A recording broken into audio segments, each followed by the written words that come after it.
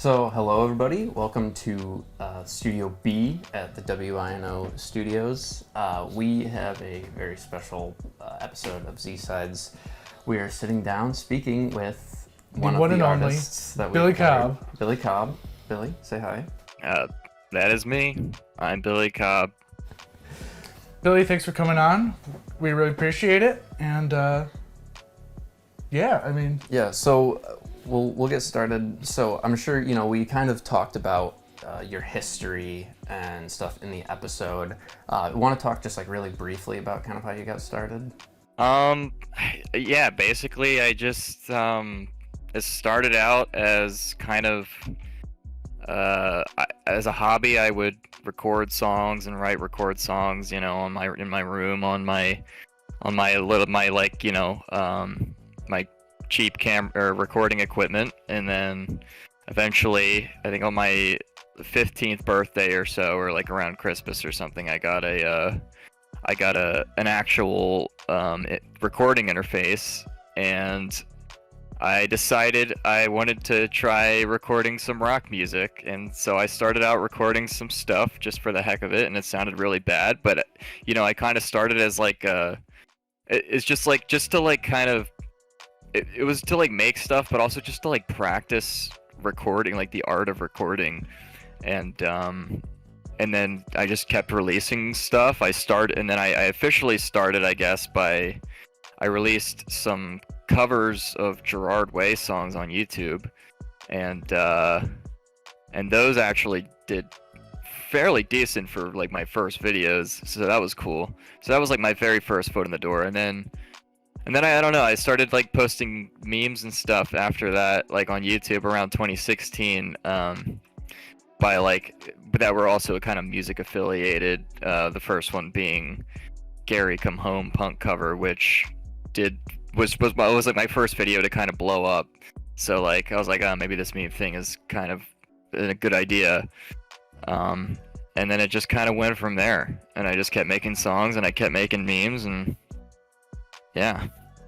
So that's crazy that Gary Come Home was so early. I guess I didn't realize, I'd never really looked back at the history, but that was relatively early on in your... Yeah, it was like a year after I started my channel. Well, technically I started my channel in 2013, but I didn't upload until 2015. You've come a long way. And there's been a lot of changes in your sound, from album to album especially. Where did the idea for Black Hound and to go country? Where did that kind of come from? So, that album had actually been in the works for probably the longest I've ever worked on an album for. Because the idea came in about, I don't know when I first thought of it, but I know what like propelled me to make it, and I think it was 2022. There was a podcast there by the Hard Times magazine, who were like a music punk satire kind of magazine, kind of like The Onion but for music. And they had this podcast where like they react to the music that people send in, or like they listen to it and they review it or whatever. So I submitted one of my songs called Seance, which is like my favorite song by me, and it's kind of like a folky, like it's like a dark folk, like I guess heavy noise metal fusion thing, and they loved it like that. And I was like, and then they followed me, or one of them did, and I thought, well, this is great that they're following me and they love that song, but like a lot of my songs don't sound like that, so they feel like they're gonna be disappointed. So my next line of action was to record. I wanted to make more songs like that, where it was like a mix of folk / country with the noisy stuff. But so my first song that I was making was the first song on the album, which is Therapist, and I recorded it entirely. But I thought, I don't know, the transition doesn't feel right. Maybe I'll just go folk and that's it, or country and that's it. And like I had been listening to a lot of like old country at the time, because like it's very much like an old country inspired album. It's not like new style, like that kind of stuff. It's like very much like inspired by like 30s through 70s country or so. And I'd already made a country covers album of songs like that back in 2020, which was kind of similar. So like I kind of had an idea of what I wanted it to sound like. So then I recorded 2 songs. I recorded Therapist and I recorded 17 Guns. And then my hard drive on my computer like crashed, or like it was a MacBook, and it just wouldn't, some freak glitch happened and it wouldn't turn on, and I took it to the Mac store and they didn't know what was wrong with it. So what they had to do was they had to like reset it entirely, and I lost like luckily I had like some stuff backed up, but for the most part I lost an entire year's worth of work, most of which had already been released. But like I lost a bunch of master tracks, like I lost like a bunch of Logic files for like my album Karma versus the Invisible Man. All those original tracks are gone, just like all that's left is like the actual album that's released. But so I lost those 2 songs that I recorded, and I was like, okay, do I just want to scrap this idea or do I want to go with it? And I decided I was going to re-record those 2 songs, which took so long for some reason. It took me so long to re-record. And then I just ended up like kind of like doing on and off that album for like over 2 years or so.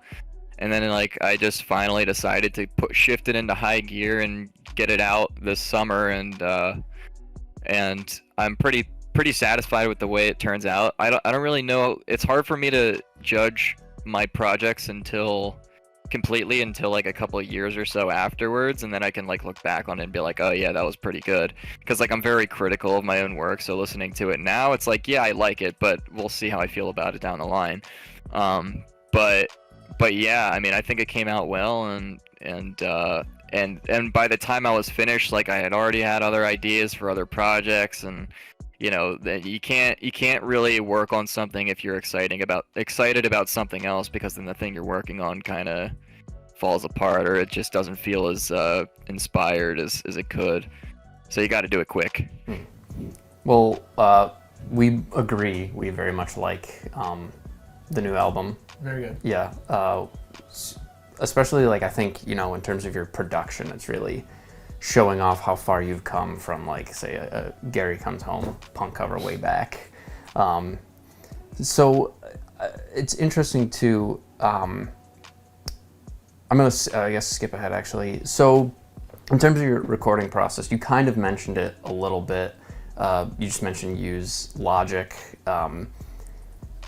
There's a lot of stuff where like you go between like live drums and then programmed drums. Kind of when you're piecing something together, what are you making the decisions of when to do those things? Well, when I make a song, I usually have an idea of exactly what it sounds like in my head, and whatever that is calls for whatever instruments I have in my arsenal.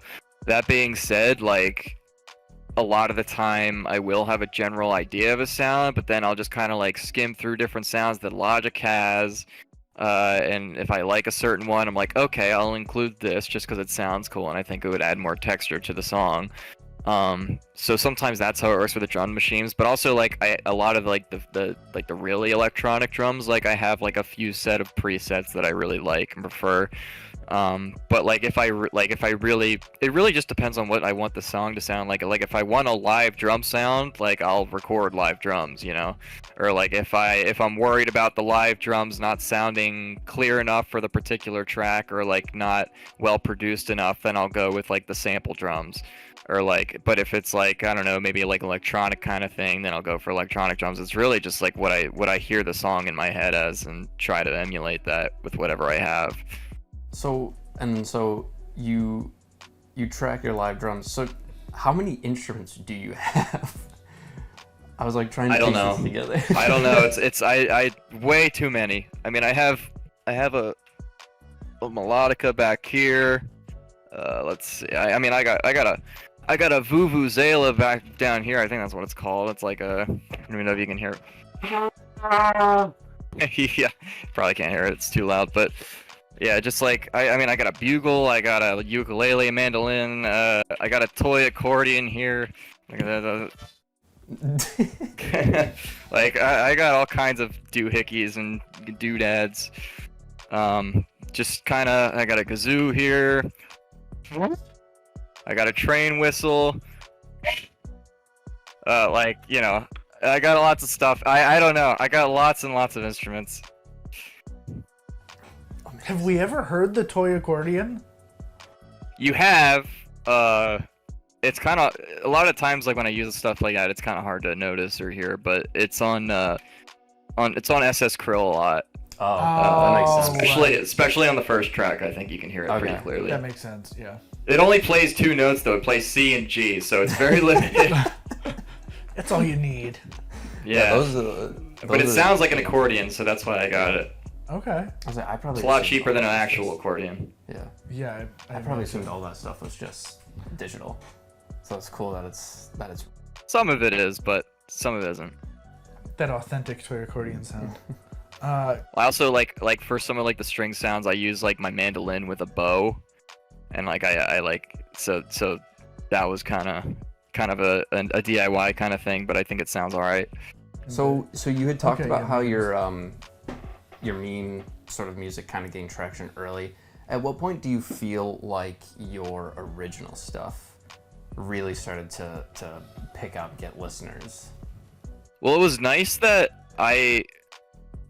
when I started my Gerard Way covers and stuff, like I did have like a small amount of people that it was like, because I released like, hey, here's my original music. Maybe if you like that kind of music, you'll like this music. And I had like a little tiny following, and I thought that was nice that I had that. And then by Strokes of Incarceration, which came out in late 2018, I think I had about 10,000 subscribers. So like I had like I don't really remember what that album cycle was like too much, but like I remember like people hearing it. But it wasn't until Zerwi that like really changed things. Like that was like that was still to date probably my biggest project, and like that's what a lot of people know me for, which is crazy because I was considering like not even doing it. I had the idea, and then like there was like a point where in like the creative process where I was like, I don't know, like do I really want to copy someone else's sound? Like people have heard this before, it's nothing new, like. And then I just kind of did it for the heck of it, and it obviously worked out. So sometimes a life lesson, you know, you think something's not good enough, just do it anyways, and you never know, it could work. Because like I feel like half of my projects, like the ones that I think are bad or not worthy, end up being liked by a lot of people. So that's cool. With the meme stuff, when you release a meme song, do you kind of feel like the same sense of accomplishment that you do with your more serious stuff? Like, do you still feel like yeah, I put in work and there's, you know, I'm happy with the way it came out? I feel a sense of accomplishment because I like to think that I don't make things just for the sake of like making them to get views or listens or whatever. Like you can kind of tell by like my kind of sloppily put together stuff and like my just like my release schedule and just like my content is just like all over the place. Like it's just kind of like very much like I just kind of do and release whatever I want. So when I do make like a meme thing or whatever, I do genuinely think it's funny or like creative, and I do put some work into that. And sometimes I acknowledge that it's like very effortless and stupid, but like I guess that's kind of a part of the appeal in my opinion. But yeah, I mean, I do feel it's different sense of accomplishment. Like finishing an album is a lot different than finishing like some stupid meme or something. So like, yeah, I mean, if like the thing is if I like it at the end if I like it at the end, that's great. It kind of has a similar feeling, but also just like the feeling of finishing it is also good. Because like I have so many different ideas that I like, whether it's music or visual or whatever, that like I have and I just never do or never finish. And like, so finishing anything is always a good feeling. Yeah, for sure. So you kind of touched on the visual aspect, which was the next place that I was going to go. You know, you have such a varied degree of artwork from, you know, the beginning of your discography until now. And then I know too, I was around when you started messing around with Blender, and now I know you recently entered like a Halo animation into a competition or something. I've been Yeah. Talk a little bit about that, like the visual stuff. Punisher's he's a big animation guy on YouTube, and he does these challenges where it'll give like a template, like a blank template with like a theme, and you basically just have to animate around it and submit it, and then there's a top 100 and a top 5, and they get prizes and stuff. That's awesome. But just, it's crazy to me that, you know, you already put out so many, you know, so much music, all these videos, and now on top of that you're just animating, you know. And not only that too, like one of the ones that the first ones that I saw was the your Blender animation of the battle droids singing that Key song, and that's one of my favorites. It's so good. Yeah, I love doing that because like the reason I started that was because like I've always, as well as a music person, I've also always been like a visual person in like movies and stuff, and the only issue with that is that it's a lot harder, it's more expensive, you need a lot more people, like there's so much more that goes into it than just recording music in your room, you know. So like music, while it's obviously one of my biggest passions, like I'd say like film is also like another huge passion of mine. It's just a lot harder to accomplish because music is very much it can be a one-person deal, which is a lot easier. So the alternative was to get into animation, where you can do all that by yourself and kind of bring your visuals to life without having to leave your house or get other people on board, and can be challenging, but it is still a lot. I'm glad I started it because it's a lot of fun. We're getting into the fall. I gotta ask, Halloween 10? 9. Halloween or 9. I can't read my own Roman numerals. 9. Yeah. Yeah. Halloween 9? Yeah. I'm working on it. This one is gonna be. I just hope it works out well. Because it's kind of like in the early stages, and you never know how these things go. And if I really, really don't like it, I might just scrap it. But it's going well so far, but it's gonna be a metal EP. Like just like straight up thrash metal, not like Halloween 5 where it's kind of like a folk metal fusion thing.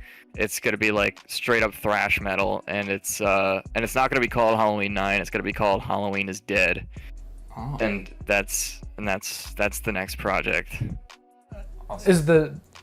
So not to get too far ahead of you, but is the titling, is that the end of an era, or? No, I think. Well, I don't know. I like the idea of making a Halloween X, just like Halloween 10, right? But like it really depends on like if I like feel strongly enough about the idea that I want to continue it, like, because like obviously everyone's a little bit different from the last, and it's like if I have a really good idea for the next one, then I'll pursue it, and like I have a whole year to think about it. And this time around I just like was really inspired to make this particular sound, so I think this one should turn out pretty good. The only like concern I have is like the production, just because like I'm not used to recording metal, so it could be challenging. But like the thing is like I never intended originally for it to be like an annual thing. It just kind of happened because like I made the first one, and it was a lot of fun, and I loved Halloween, and I made a second one the following year because I loved it so much, and I had so many good ideas.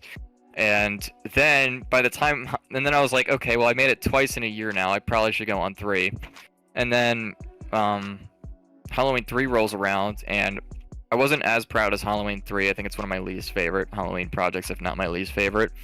But when I was making Halloween 3, I was already looking forward to releasing Halloween 4 and like conceptualizing it and like doing all the songs and like laying it out in my head and like writing it and everything. So like I was just kind of already done with Halloween 3 before I even released it.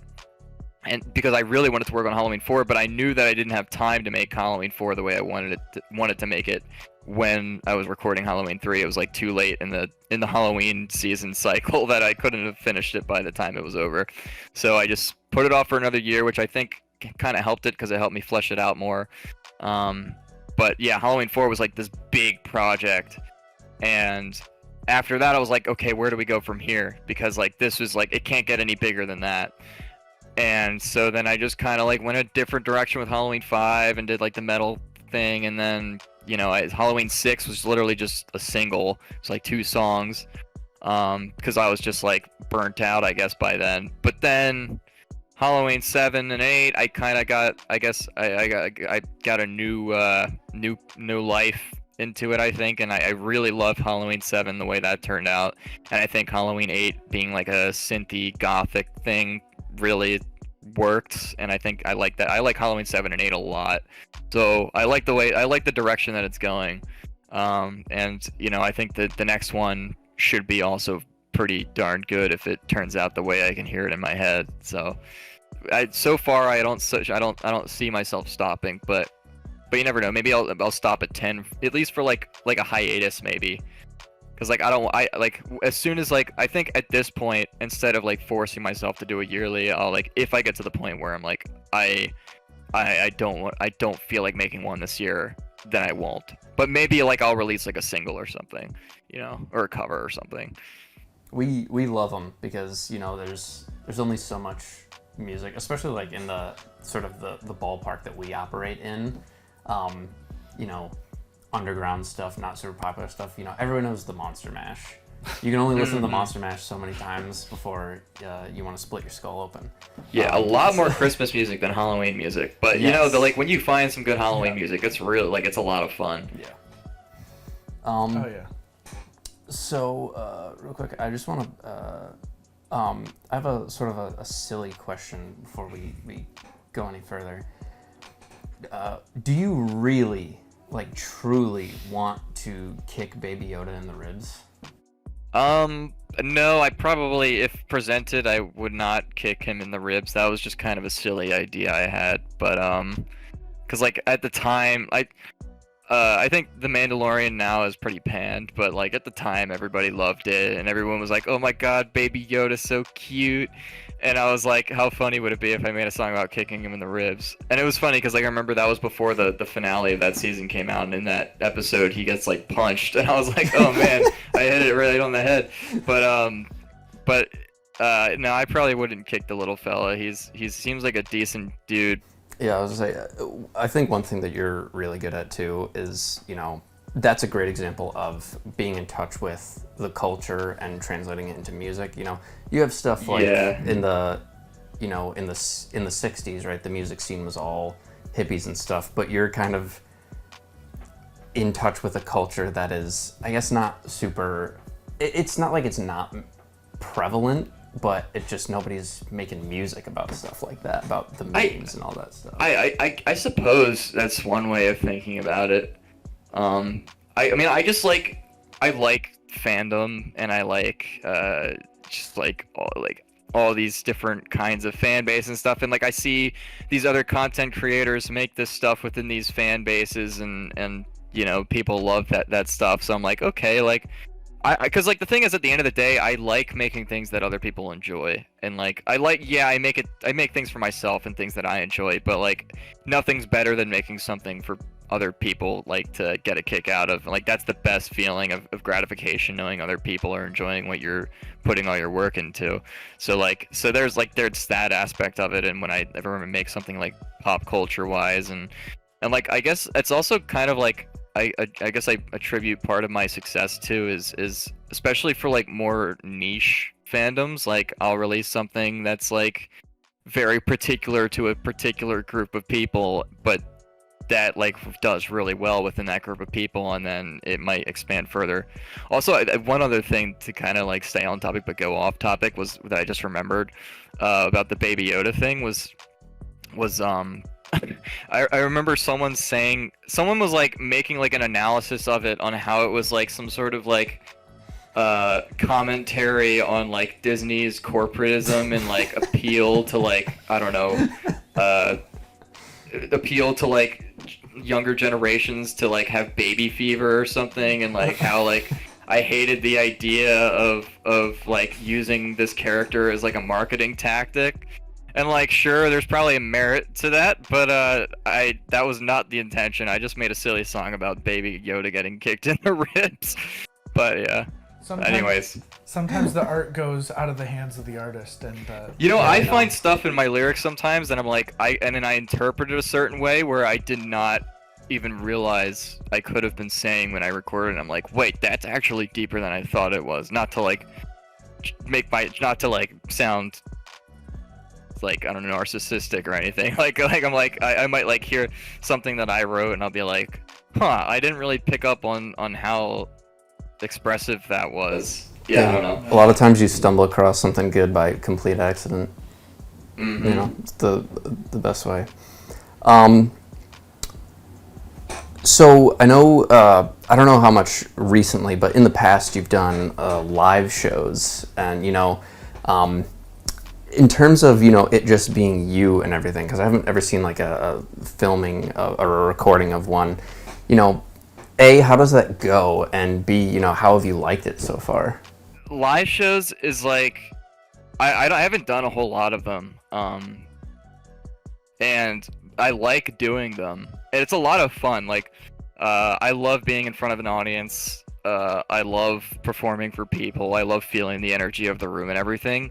What I don't love is putting it together and getting other people to work with, and booking especially is a pain in the ass, and figuring out the payments.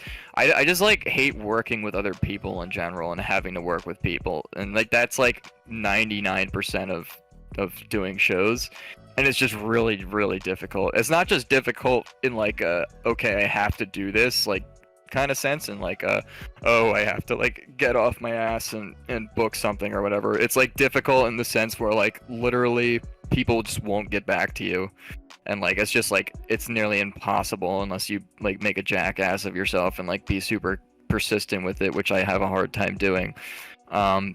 And so like, yeah, I want to do more shows and stuff, and I love actually putting on the show.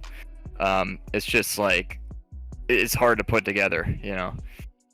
But I hopefully will do more at some point. In your comment on our video, you had recommended a couple of things that we should have played to blow our listeners' minds, Seance being one of them.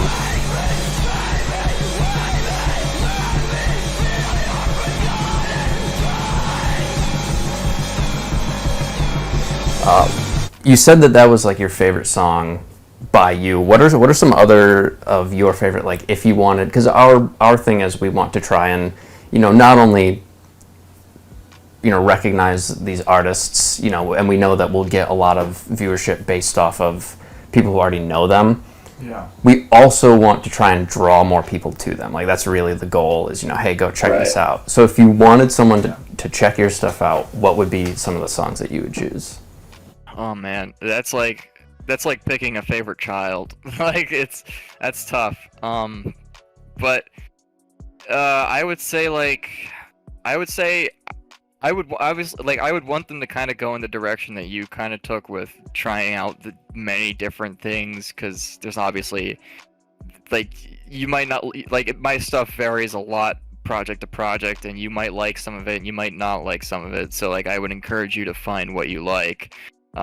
So like, if you're like more into like emo, I would suggest something like 45 Minutes to Freedom, or something like anything from Strokes of Incarceration. 45 minutes to freedom from propaganda, lobotomy, and quite frankly, I'm starving myself because I gotta eat. But if you're like into pop music, then you can check out like something from like that unreleased compilation I made last year. There was like one song on there. Oh god, what was it called?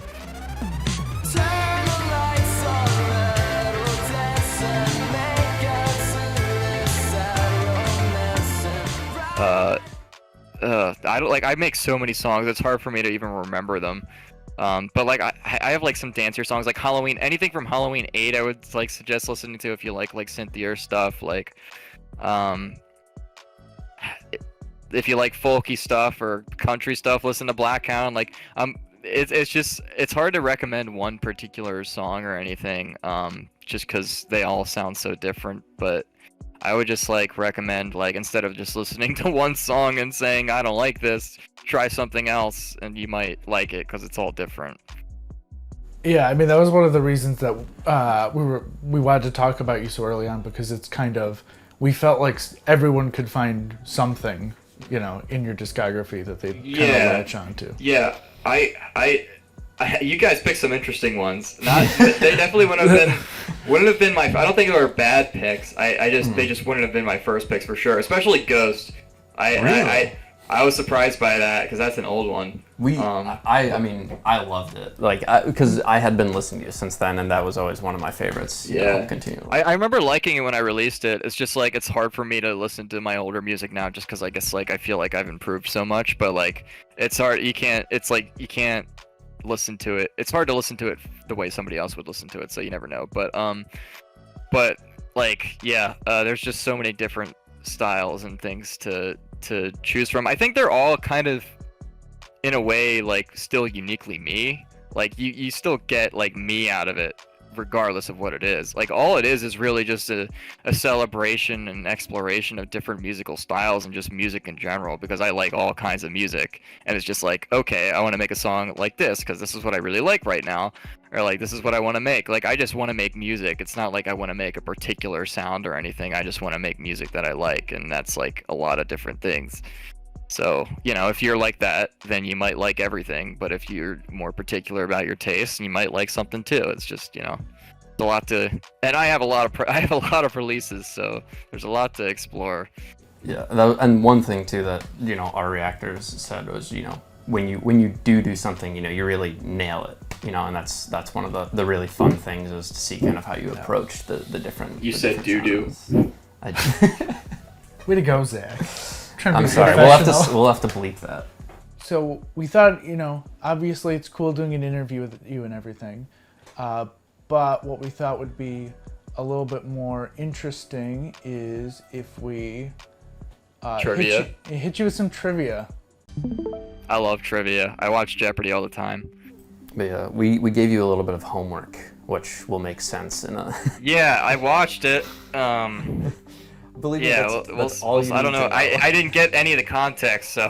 You don't need it. You don't need it. All right. Yeah, this is there you are. Only slightly Billy Cobb related. Me when I was 19, I think. Yeah. Yeah. So you're an emo guy. Make a lot of emo music, right? Sure. Yeah. Okay. I think that's a fair assessment. So we're gonna hit you some emo lyrics here.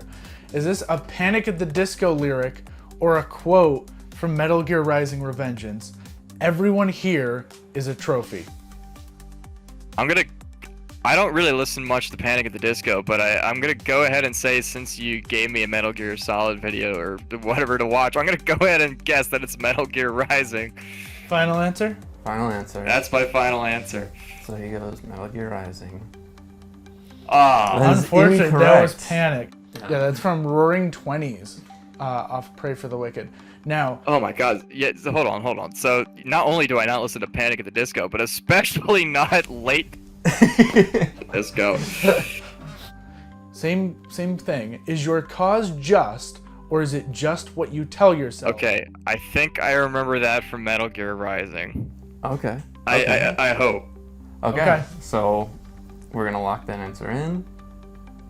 That one's right. Correct. Yeah. Okay. All right. That one I was more sure about. Okay. It's better to burn than to fade away. Is it Panic or Metal Gear? That's gotta be Panic. Final answer? Why do you think so?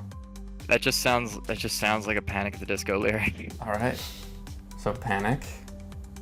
Panic, correct. It is Panic. Yeah. That is from Nicotine off Too Weird to Live, Too Weird to Die. I might have actually heard that one. I am just a villain vying for attention. I think that's also Panic. Okay. And why do you say so? It doesn't sound like dialogue from Metal Gear. Okay. I mean, I understand it can be pretty ridiculous, but that just sounds something like Panic would say. So it's amazing that you think that sounds too ridiculous for Metal Gear Rising. Yeah. And that was from Girls, Girls, Boys. And this is a great picture of the band that I found too. That is a good right as they got signed. That was when they were cool, actually. Kids are cruel, and I'm very in touch with my inner child. That's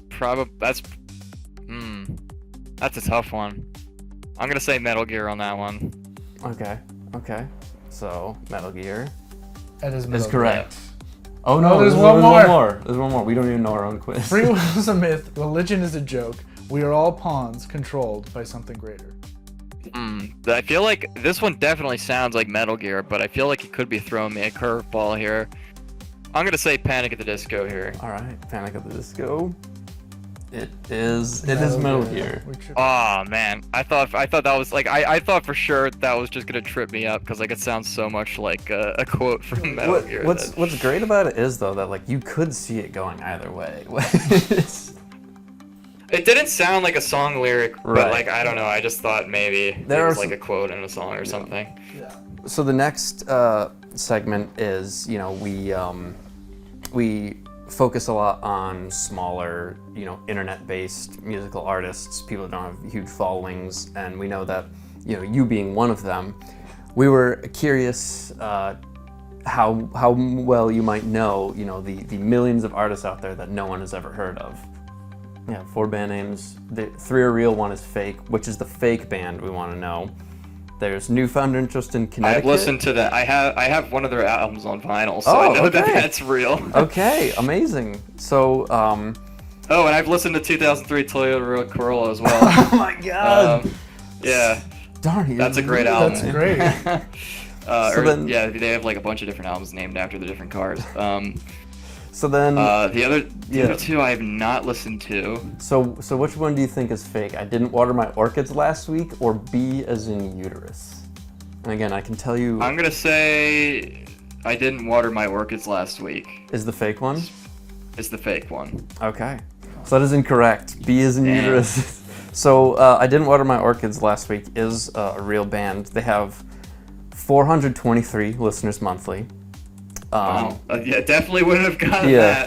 that. and just one of the things that I found interesting is their lead singer wears like a knit frog hat at all, like on all of their artwork and all of their shows. So that was really what drew me to them.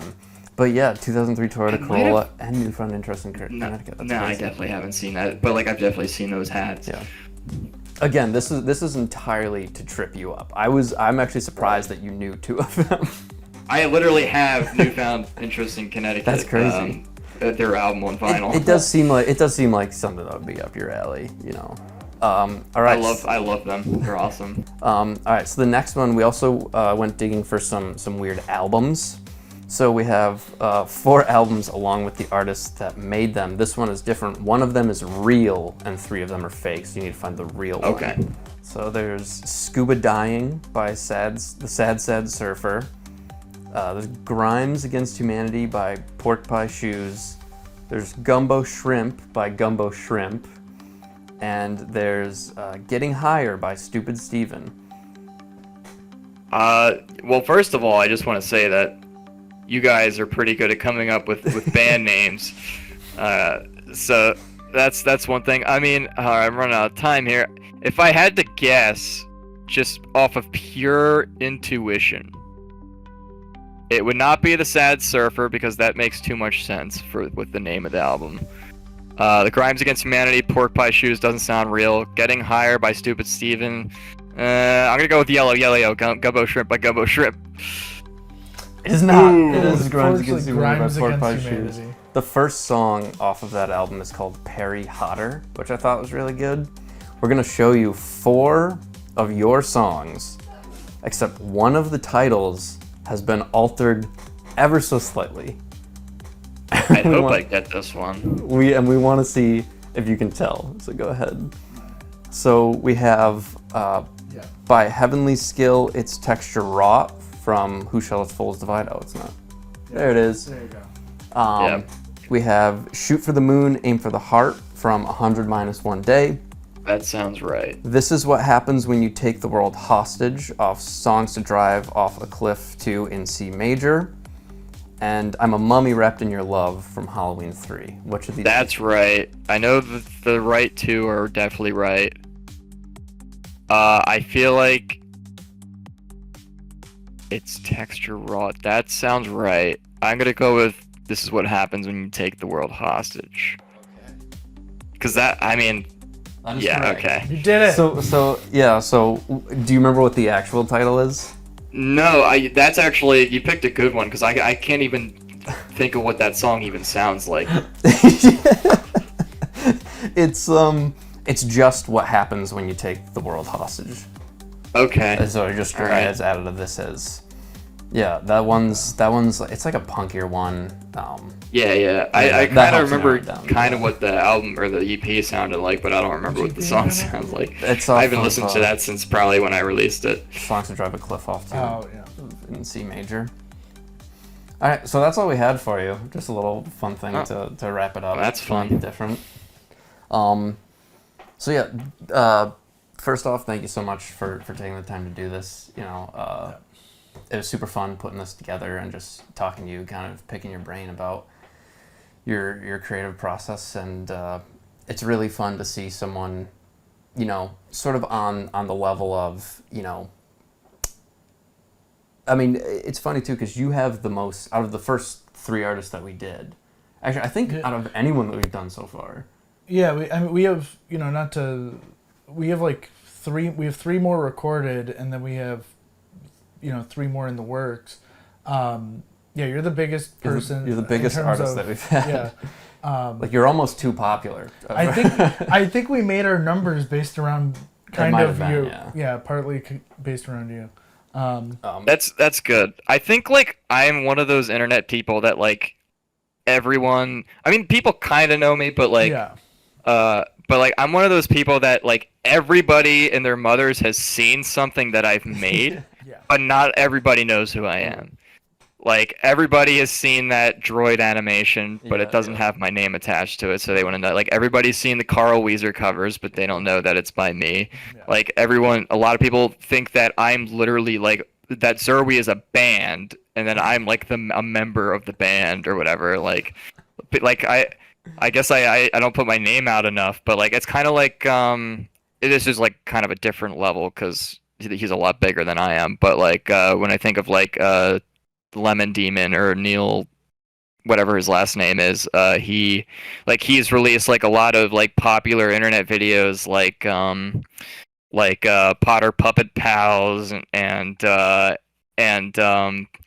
Ultimate Showdown of Ultimate Destiny, like and stuff like that, like where like and he like releases music too that under Lemon Demon. It's like so like that's like his own different fan base, but like I didn't even know that he made those like classic viral videos. Like it's like one of those things I think where it's like I make all these every now and then I'll make a popular thing, but a lot of people don't realize that it's me.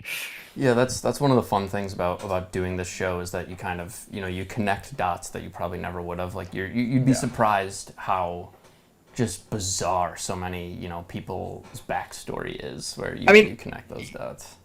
Yeah, I don't blame them because like, you know, it's like if you saw the Carl Weezer cover, and then you saw one of the droid animations, or like any of my animations, and then you listen to Zerwi, you never would have guessed that they were by the same person. So it's like, I don't blame them.